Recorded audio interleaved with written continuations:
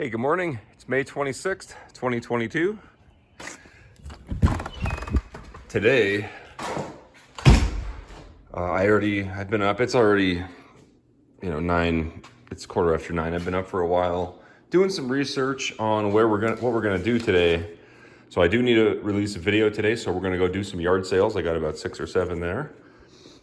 Let's walk on the expanded foam under my floor and see how it sounds. Oh, it feels and sounds solid. There's a little bit of hollowness, but nothing crazy. Good, it fixed that problem. Even the places that I didn't hit, it still feels solid. I'm happy with it. Cool, it worked. All right.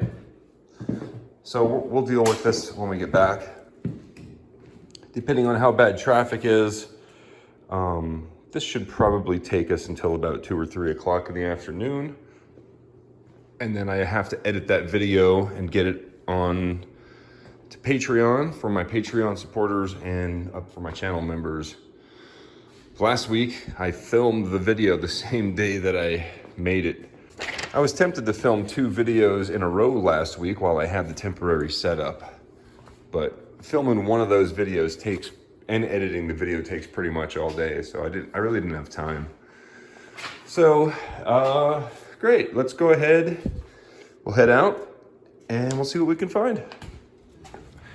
All right, so I'm at Purvis Industries, and what's your name again? Rob. Rob, nice to meet you. You too, man. Rob recognized me, and he wants me to sign his hat. So, you never know. By the way, I got 2 of these conveyors for the machine. That'll last me a lifetime, and it costs less to buy these 2 than to get a replacement from the business. So, cool, man. All right, so they just told me in a building across the street, there was a company that does stuff with sanders, because I'm really trying to figure out how to get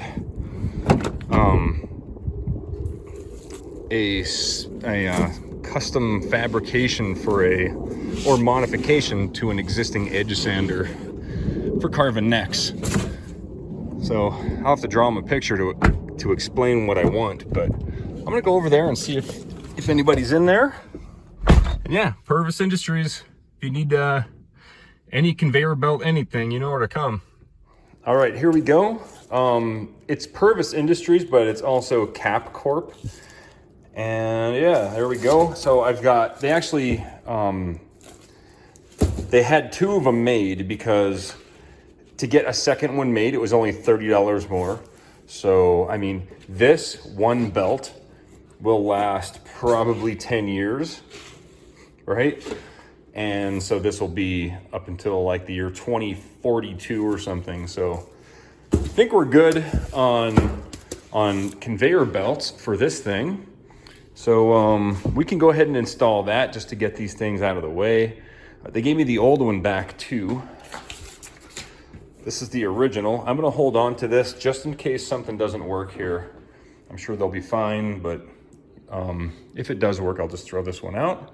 This is the original belt from the machine, and this machine is from like 1991. So it's like 30 years of wear and tear right there.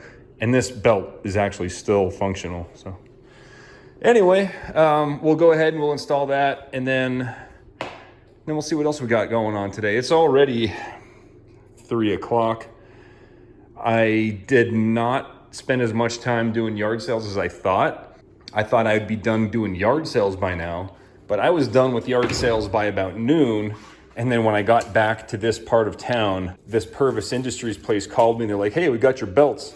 So that's why I just turned around, went back, picked it up, came back, and that was an hour and a half just going through town because Denver's crazy. So, all right, let's see what else we got going on today. And just for archival purposes, there's the size and the belt type for the year 2043, I suppose. now it's like a solid white.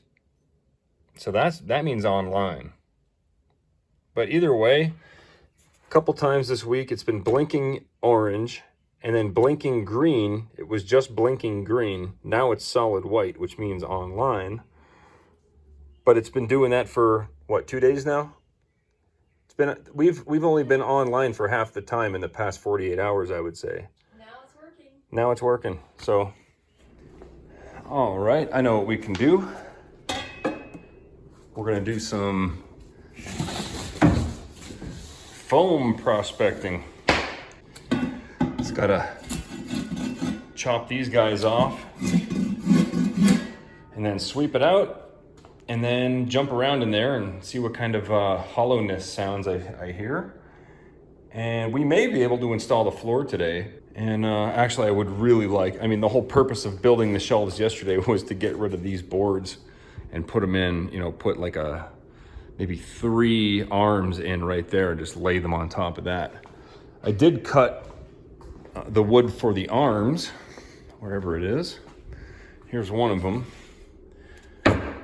And the other 2 are sitting over here.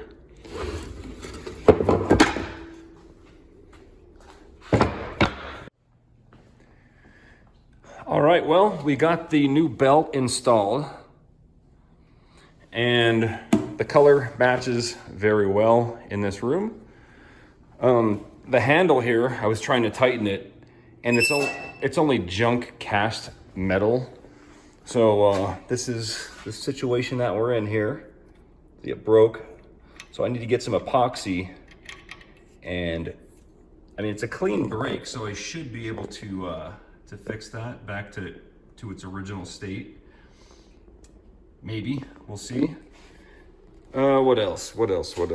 I wanted to do more shelves, but I didn't start working in here until 7 p.m. because we went for a drive and all that. Here's the rest of the parts of that handle. We'll fix that up tomorrow. I'll go get some epoxy. And I don't think I made 10 minutes on this video, so why don't we go answer some comments. All right, let's see what we got going on right about here. So we've got Cocoa Puffer. Sorry for the Couch Warrior comment here. I think I would have just made up a bunch of concrete and poured it in that room to level it out versus monkeying around with wedges. Yeah, I mean, that could work. But when it comes time to sell the property, these partition walls are going to come down. They're made to be temporary, so they're really not even walls, they're shelves. But a couple screws, it'll all come apart. And if I had concrete poured there, I'm not, you know, it's a lot easier to pull up a couple Tapcons than it is to like chisel, you know, 2 inches of concrete off the floor. So yeah, it would have worked. It would have been a cool project as well, but not for my situation. Team Signal says, nice scenery on the hike and the shop is looking fantastic. Thank you. Yes, it is a nice hike. That's an awesome little hike, actually. And I get to do it 2 or 3 times this year, so I'm looking forward to the next ones. And my knee's been screwed up for the past, even since I was in Oregon and Washington. You didn't see it on camera, but I was limping around pretty good. But now my knee is like back, it's like 90% better. When I was putting that conveyor belt on today, I was kneeling down on the ground. There was like a 2 out of 10 pain on my left knee. So that was good. That was good. I don't know why I'm talking about my knee. Oh, because of the hike comment. That's right. All right. Sorry, it's getting late. It's about 9:16. I've been up since about 4 a.m. So getting ready to crash. Rocky says, hi, Shane. Hello, Rocky69.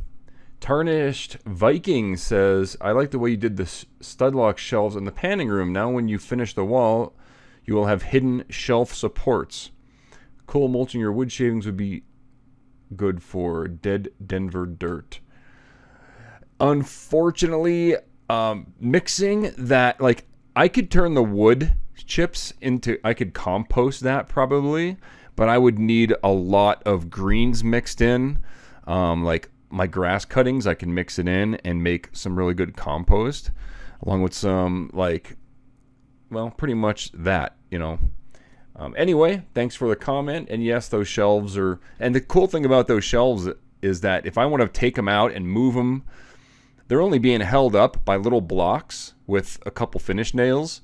So if I want to take those out and move them, which I will, it'll be a very simple, clean, and easy and quick process. Secret Creek Prospecting coming along pretty cool. You're taking in, am I recording? Yes, I'm recording. Pretty cool. You're taking in plans with the better half. Glad to see you both think of each other. Fabulous work you have done. Cool idea with the foam firming up the floor. Enjoyed at dinner. Yeah. She is really she does 99% of the work for the pay dirt company.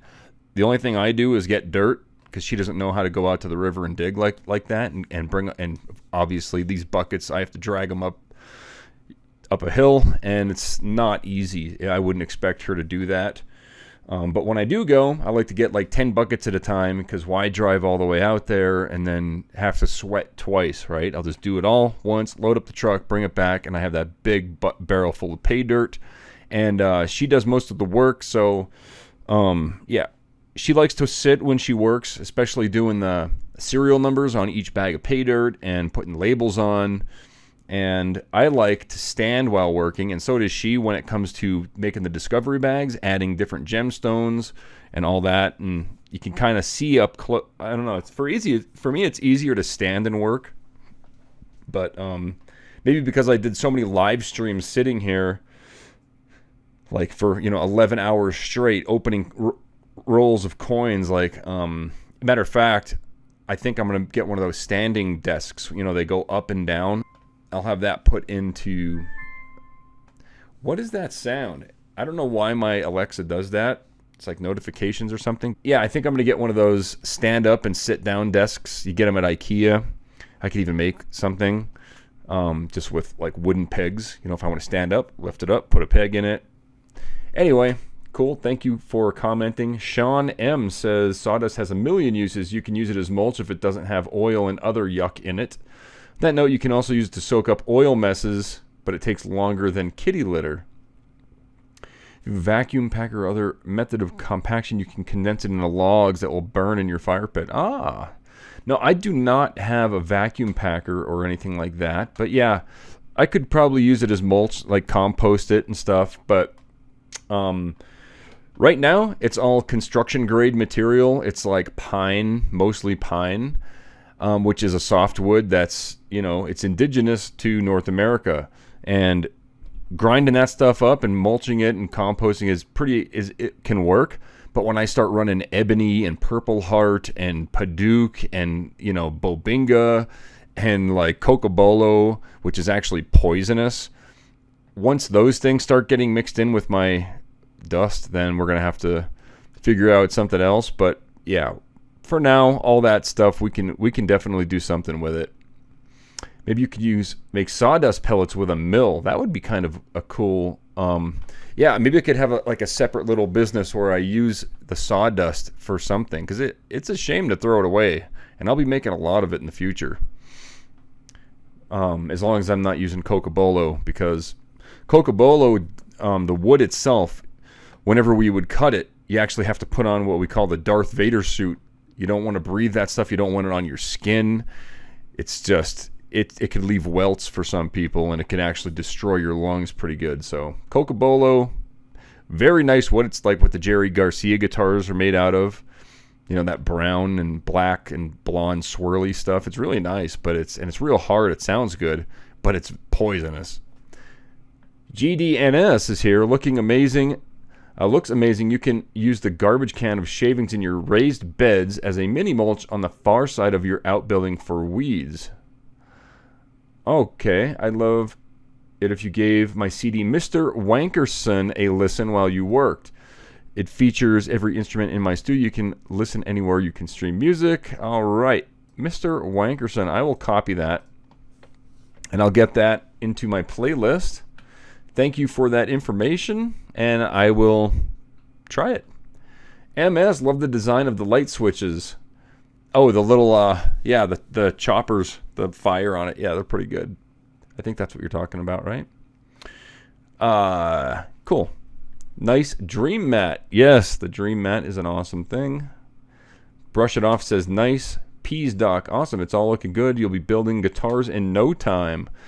Well, I'll be building tools to build guitars in no time. I'll be building guitars in probably, I would guess, at the soonest 8 months. And then at that point, I'll start taking orders. And then it'll take probably a month to complete each run of guitars. And then I'll probably be doing like 10 guitars a month. And depending on how business goes, I'm expecting to be on back order for a couple months at the best. And then, I mean, it'll be great. It'll be busy. And even if I don't have orders, which I will, but even if I didn't, I would continue making 10 guitars a month, all by hand. Yeah. All right. Remember, being a guitar maker is 90% being a tool maker and 10% building guitars. Kind of like a YouTubing prospector or a prospecting YouTuber. It's 90% camera work, 10% actually digging and finding the trash. David Simon, I bet the shop smells great after all that trimming. Love the smell of fresh cut wood. Yes, that is my favorite smell as well. Viceroy, you live in a postcard. Yeah, it is really nice up here in Colorado. I've lived all over the United States. I lived in like 14 states. And my favorite is Colorado, and second is actually Tennessee. I really liked Tennessee because the people there are really, really nice. So big shout out to all my Tennessee people. And the scenery, it's not quite as like dramatic as Colorado, but it has 4 seasons like in Pennsylvania, because Pennsylvania's nice. It has some mountains and stuff where I live, but in Tennessee and like western North Carolina, if you ever been to the Smoky Mountains, it's kind of like what Tennessee is, at least in the eastern part where I lived. Home Depot, I spent over $250,000 one year and took back around $1,200 in materials. They reported me to Check Systems as a habitual returner. Ruined me. I never heard of Chex Systems. I'm going to have to look that up as well. That's interesting. Because I've taken stuff back to Home Depot and I've never had a problem, but actually I took that furnace back. That was $1,200 in itself. James Cahill says, it's too bad you didn't have that bandsaw power yet. You could just have ripped those tongue and groove in half and use a furring strip on the small portion and just started from the bottom, work your way up. Yeah, I know. There's 10 times a day when I'm looking at the bandsaw, I'm like, oh man, I wish it had power already. But my electrician, I told him to take his time. It really is no big rush. It would be great to have it sooner than later, but he's busy. He's got other jobs going on, and he's a fan. He watches the videos here. So, yeah, man, take your time. It would be nice to have all that stuff ready, but I know that you're doing all the planning and stuff and trying to figure out exactly what to do and where to put what and how to save the most money. Ryan Gaynor says, where did you get the replacement filters for that? I have the same one that a buddy gave me. So the replacement filters for the air filtration for the JDS 2000, I think that's what it's called, the model 750. I went to Air Filter Solutions, I think it's called, in Denver. I just walked in and brought the bad filter with me. I said, hey, do you have any of these? And they said, yeah, give me $60. And then we traded, and that's how we did it. Secret Creek Prospecting says, turned out really good. Amazed you got replacement filter cheaper locally. That was a plus. Tongue and groove looks badass. Thanks for sharing the progress. Yeah, man, I hope you guys enjoyed the video. I know this. Let's see how long it's been. I can't even tell how long I've been recording here. Whatever, but it's probably 10 minutes worth of talking here and probably 5 minutes worth of video, so I apologize for that. And just had a lot of stuff going on today outside the shop, and I film what I can. not only for your entertainment, but also, even more importantly, for my future references. So like for the conveyor belt, now I know the model number. I won't have to save any paperwork. I won't have to do anything. I just come back to the video, check it out, and be like, hey, there it is, right? So anyway, I hope you guys enjoyed today's video. If you did, you know what to do, and I'll see you tomorrow. Thanks for watching.